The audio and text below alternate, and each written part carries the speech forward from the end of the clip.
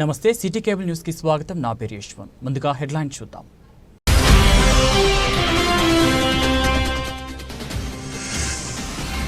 వసంత పంచమి వేళ రాజన్న ఆలయంలో కిక్కిర్చిన భక్తజనం.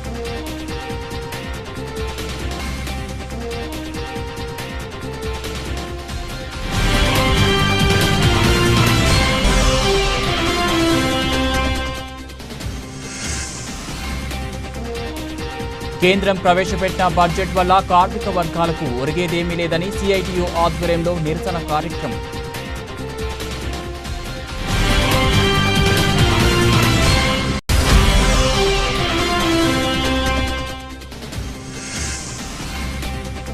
Fee reimbursements బకాయిలను వెంటనే విడుదల చేయాలని రాష్ట్ర ప్రభుత్వాన్ని డిమాండ్ చేసిన టీఆర్ఎస్ నాయకులు.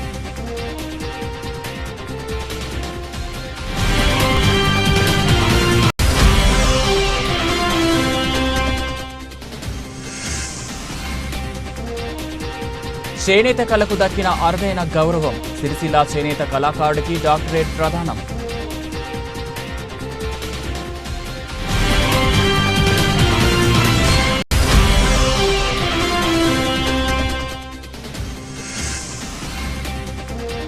బహుజన టీచర్స్ ఫెడరేషన్ ఆధ్వర్యంలో సిరిసిల్ల ప్రెస్ క్లబ్లో క్యాలెండర్ ఆవిష్కరణ.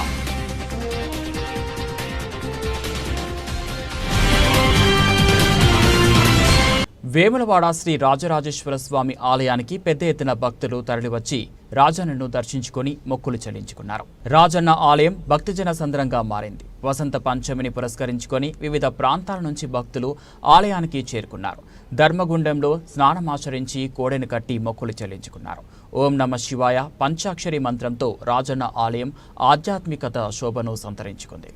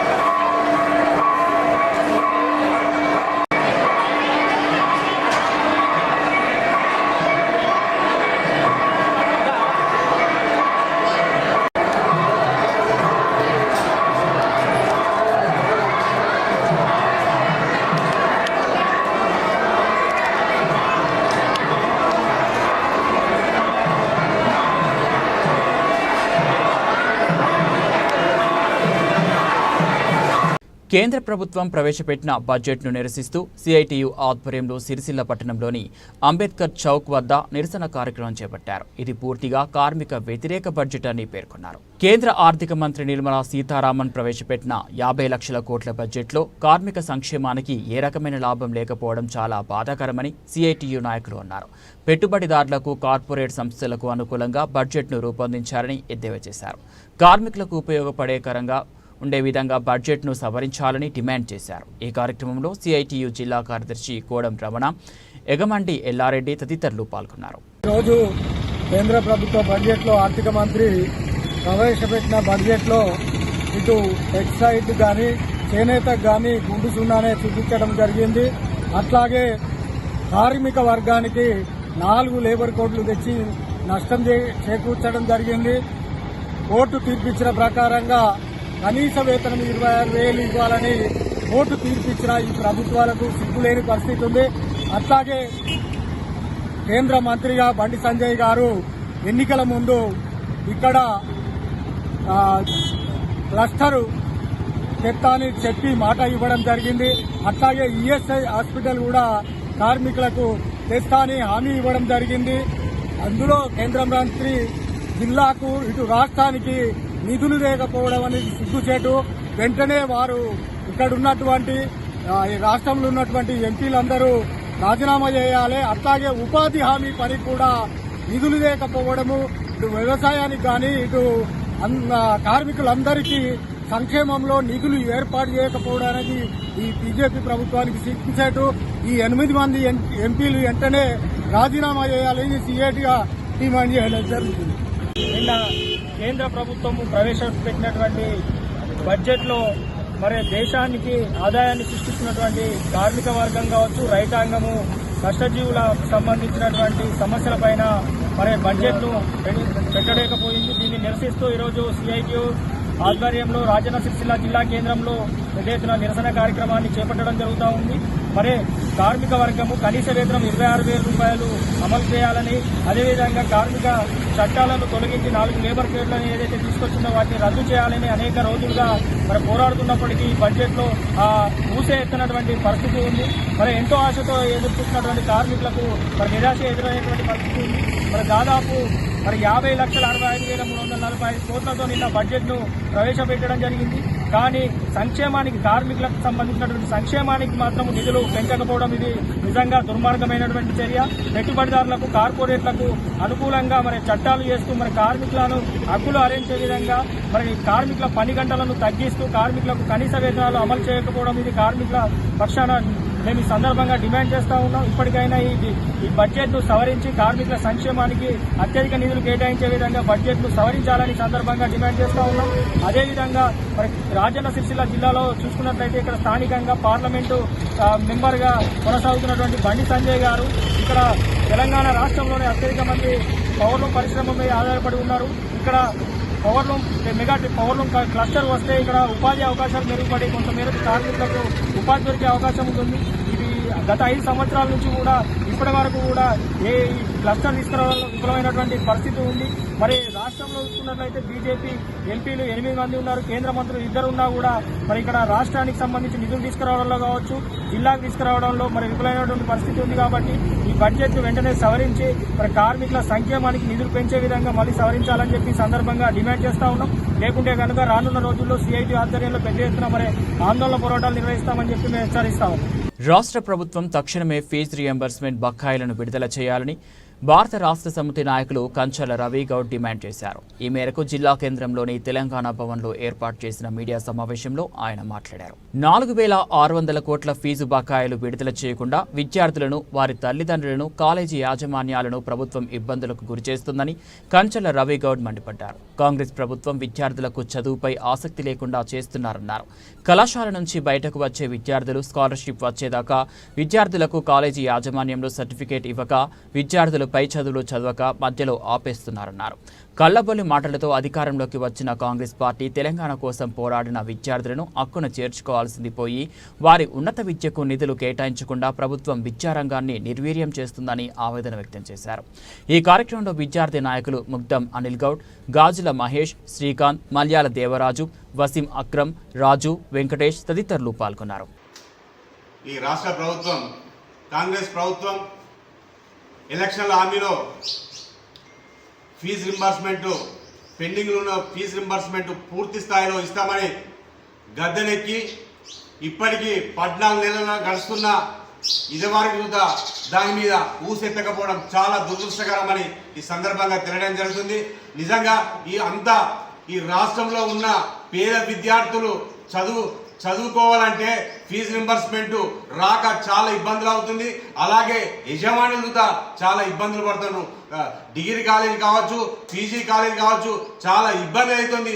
అయినా ఈ రాష్ట్ర ప్రభుత్వానికి విద్యార్థులు అంటే లెక్క లేదా అని ఈ సందర్భంగా అడగడం జరుగుతుంది. విద్యార్థులు ఎన్నో ఆందోళన చేసినా ఇంతవరకు కాంగ్రెస్ ప్రభుత్వం కానీ ఇంతవరకు స్పందించకపోవడం చాలా సిగ్గుచేటు. ఇది నిజంగా ఈ రాష్ట్ర ప్రభుత్వం వచ్చినాక అన్ని హామీలు తుంగలో తొక్కడం జరిగింది. విద్యార్థులను మోసం చేయడం జరిగింది. దాదాపు బకాయిలే 400 కోట్ల బకాయిలున్నా ఇంతవరకు ఈ రాష్ట్ర ప్రభుత్వం నిధులు మంజూరు చేయకపోవడం చాలా దురదృష్టకరం, సిగ్గు చేయడాన్ని ఈ సందర్భంగా తెలియడం జరుగుతుంది. నిజంగా ఈ రాష్ట్ర ప్రభుత్వానికి విద్యార్థులంటే ఒక లెక్క లేదు. విద్యార్థులను చదువులు దూరం చేసే ఆలోచన ఉందని ఈ సందర్భంగా తెలియడం జరుగుతుంది. ఖచ్చితంగా రానున్న రోజుల్లో వెంటనే పెండింగ్ లో ఉన్న 450 కోట్ల రూపాయలు విడుదల చేయాలని మేము భారత రాష్ట్రం నుంచి ప్రభుత్వాన్ని డిమాండ్ చేస్తున్నాం. ముఖ్యమంత్రి గారు, మీరు విద్యాశాఖ మీ దగ్గరే ఉంది కావున ఖచ్చితంగా ఆందోళన చేస్తున్నారు. మొన్నటిదాకా మన తెలంగాణ రాష్ట్రంలో ఇంతవరకు ఎప్పుడు జరగని రీతిలో వాళ్ళు డిగ్రీ కాలేజీలు స్వచ్ఛందంగా పనిచేసుకున్న వాళ్ళకి ఏ హామీ ఇచ్చిండ్రు, మళ్ళీ విద్యార్థులు భవిష్యత్తు దృష్టిలో పెట్టుకొని మళ్ళీ ఓపెన్ చేయడం జరిగింది. అయినా వాళ్ళు ఏదో విద్యార్థులకు చాలా ఇబ్బందులు పాలవుతున్నారు. వాళ్ళకి టీసీలు ఇవ్వాలన్నా యజమానులు ఖచ్చితంగా మీరు ఫీజు రింబర్స్మెంట్ కట్టిన తర్వాతనే ఇస్తామంటారు. ఆనా రాష్ట్ర ప్రభుత్వం ఖచ్చితంగా వాళ్ళ పేద విద్యార్థులను బంగారు భవిష్యత్తు దృష్టిలో పెట్టుకొని వెంటనే ఖచ్చితంగా విడుదల చేయాలని మేము భారత రాష్ట్ర సమితి నుంచి డిమాండ్ చేయడం జరుగుతుంది. ఈ విద్యార్థులకు భారత రాష్ట్ర సమితి ఖచ్చితంగా అండగా ఉంటుంది. వాళ్లకు ఫీజు రింబర్స్మెంట్ విడుదలయ్యే వరకు పోరాటం చేస్తుందని ఈ సందర్భంగా తెలియడం జరుగుతుంది. అయ్యా ముఖ్యమంత్రి గారు, మీరు విద్యార్థులను ఆనాడు పిసిసి అధ్యక్షుడు ఉన్నప్పుడు మీరు ఫీజు రింబర్స్మెంట్ మేము అధికారంలో రాగానే ఫీజు రింబర్స్మెంట్ ఒకటే తాపలో మేము రిలీజ్ చేస్తున్నారు. ఇప్పటికీ 14 నెలలు గడిచినా ఇంతవరకు మీరు ఏది రిలీజ్ చేసిండ్రని ఈ సందర్భంగా అడగడం జరుగుతుంది. ఇప్పటికైనా విద్యార్థులతో మీరు పెట్టుకోవద్దు. విద్యార్థుల బంగారు భవిష్యత్తు ఆటలాడద్దని ఈ రాష్ట్ర ప్రభుత్వానికి మేము హెచ్చరిక జారీ చేయడం జరుగుతుంది. ఖచ్చితంగా రానున్న రోజుల్లో విద్యార్థుల సత్తా ఏందో విద్యార్థులు మీకు ఖచ్చితంగా బుద్ధి చెప్పే రోజులు దగ్గర పడుతున్నాయి. ఖచ్చితంగా ఫీజు రింబర్స్మెంట్, స్కాలర్షిప్లు ఉన్న పెండింగ్లు అన్ని విడుదల చేయాలని మేము భారత రాష్ట్ర సమితి నుంచి ఈ రాష్ట్ర ప్రభుత్వాన్ని డిమాండ్ చేస్తున్నాం. లేకపోతే రానున్న రోజుల్లో BRS party working president KTR గారి నాయకత్వంలో ఆందోళన చేయడానికి కూడా మేము సిద్ధంగా ఉన్నామని ఈ సందర్భంగా తెలియడం జరుగుతుంది.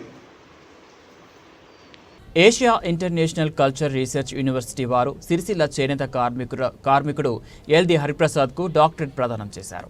చేనేత కళారంగంలో సిరిసిల్ల పట్టణంలోని నెహ్రూ నగర్కు చెందిన ఎల్ది హరిప్రసాద్ కళాఖండాలను సృష్టిస్తున్నారు. ముల్లి మరమగ్గాలు, రాట్నాలు, అగ్గిపేటలలో ఇమిడి చీర, వెండి బంగారం చీరలతో పాటు 20 లోగో మరియు ప్రముఖుల ముఖ చిత్రాల చేనేత మగ్గంపై నేసి దేశ ప్రధాని నరేంద్ర మోడీ మన్ కీ బాత్లో ప్రశంసలు అందుకోవడంతో పాటు న్యూజిలాండ్ ప్రధాని ప్రశంసలు అందుకున్నారు. తన కళా నైపుణ్యాన్ని సేవా కార్యక్రమాలకు డాక్టరేట్ వచ్చినట్లు ప్రసాద్ పేర్కొన్నారు. ఈ సందర్భంగా డాక్టరేట్ పొందిన హరిప్రసాద్ను పలువురు పద్మశాలి రంగ ప్రముఖులు అభినందించారు.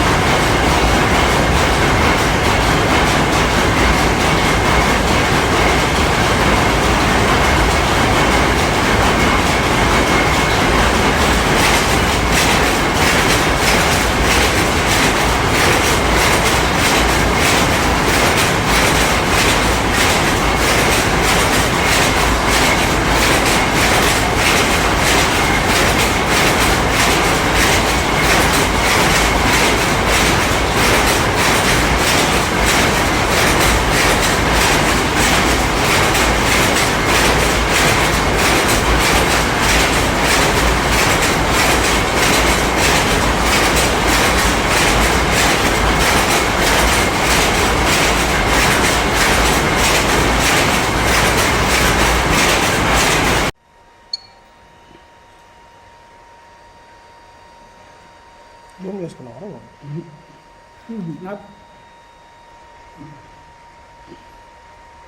ఏమైంది? అది బోట్ ఆరిపోయి ఉంటుంది, వేరే తీసుకో.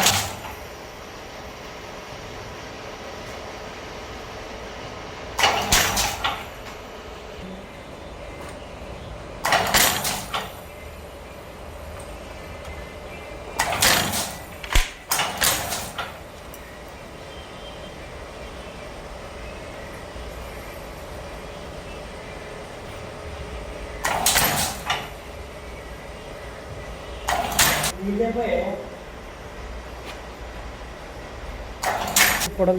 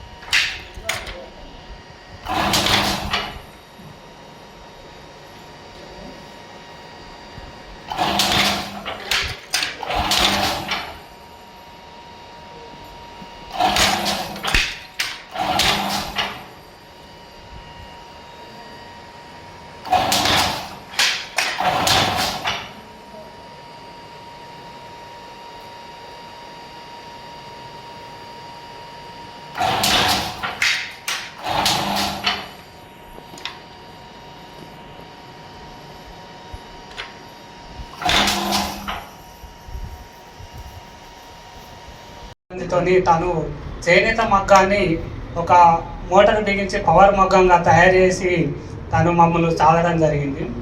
దాన్ని నేను చూస్తూ ఆ పుల్లి మరమగ్గాలు ఎన్నో తయారు చేసి మా సిరిసిల్ల నుండి ఢిల్లీ దాకా కూడా జ్ఞాపకాలుగా అందించినాను.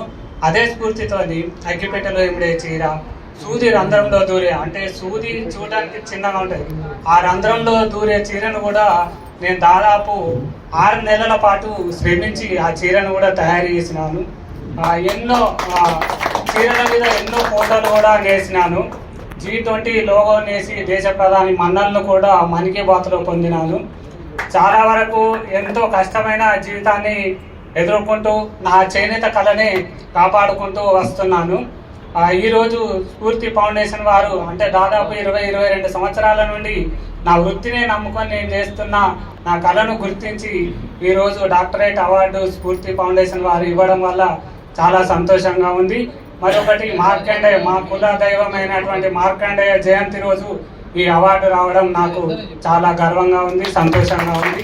ఈ అవకాశం ఇచ్చినందుకు రమేష్ అన్న గారికి ప్రత్యేక ధన్యవాదాలు. థ్యాంక్ యూ హరిప్రసాద్ గారు.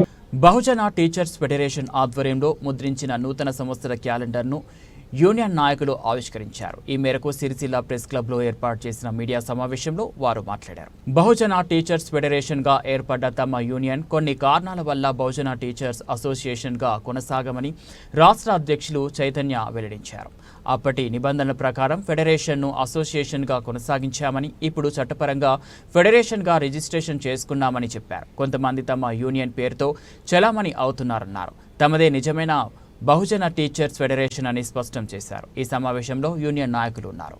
మరి ఈరోజు సిరిసిల్ల పట్టణంలో ఇన్ని రోజులు బహుజన్ టీచర్ అసోసియేషన్గా ఉన్నటువంటి మా సంఘాన్ని మరి ఈ సంవత్సరం నుండి బహుజన టీచర్స్ ఫెడరేషన్గా BTFగా ఈ రోజు నుంచి మేము దీన్ని అమల్లోకి తీసుకొస్తున్నాం. ఎందుకంటే గతంలో ఉన్నటువంటి రిజిస్ట్రేషన్ మాకు అసోసియేషన్ ఇవి ఇచ్చారు.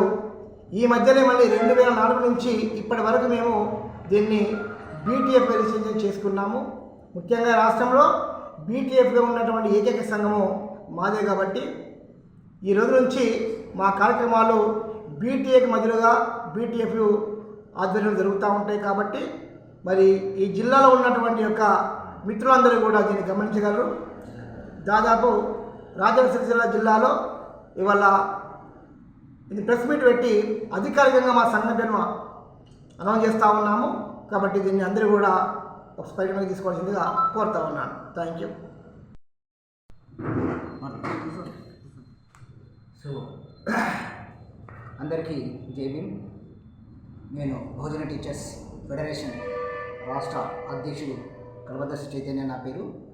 సో గతంలో ముఖ్యంగా ఈ సందర్భంగా పత్రికా మిత్రులకు మరియు పాత్రికేయులకు, ప్రింట్ మీడియా మరియు ఎలక్ట్రానిక్ మీడియాకు అందరికీ కూడా బహుజన టీచర్స్ ఫెడరేషన్ నుండి ధన్యవాదాలు తెలుసుకుంటున్నాను. గతంలో బహుజన టీచర్స్ అసోసియేషన్గా కొనసాగిన మేము ఇప్పుడు బహుజన టీచర్స్ ఫెడరేషన్గా కొనసాగడానికి కారణాలు ఉన్నాయి.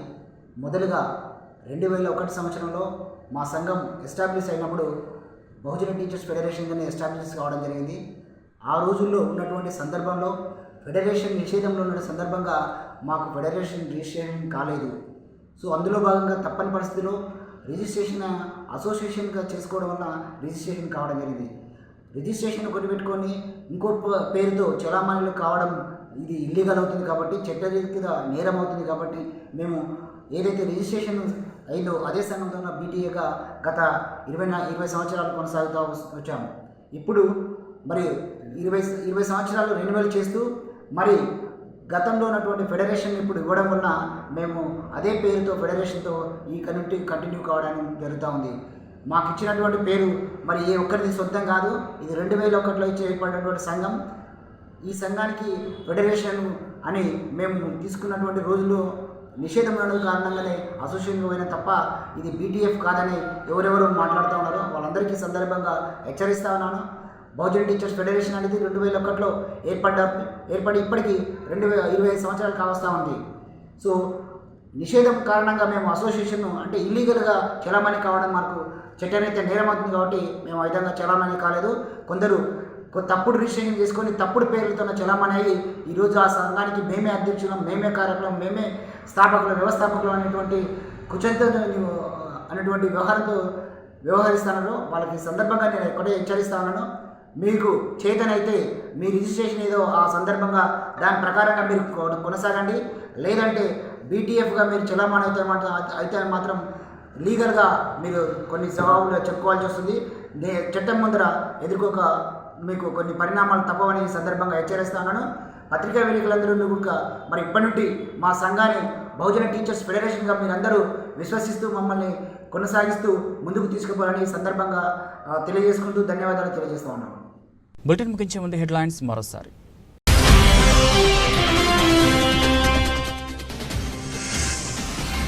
వసంత పంచమి వేళ రాజన్న ఆలయంలో కిక్కిర్చిన భక్తజనం.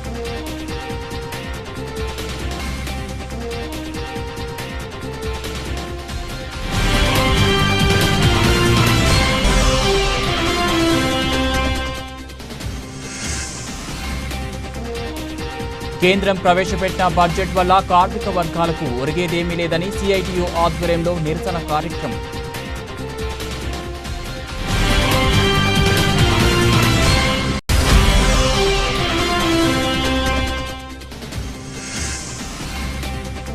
ఫీజు రియంబర్స్మెంట్స్ బకాయిలను వెంటనే విడుదల చేయాలని రాష్ట్ర ప్రభుత్వాన్ని డిమాండ్ చేసిన టీఆర్ఎస్ నాయకులు.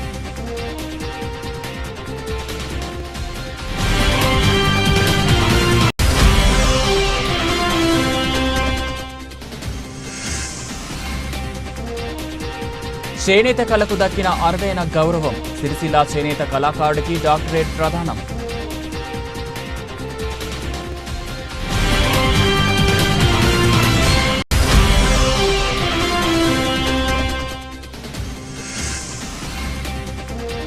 బహుజన టీచర్స్ ఫెడరేషన్ ఆధ్వర్యంలో సిరిసిల్ల ప్రెస్ క్లబ్లో క్యాలెండర్ ఆవిష్కరణ.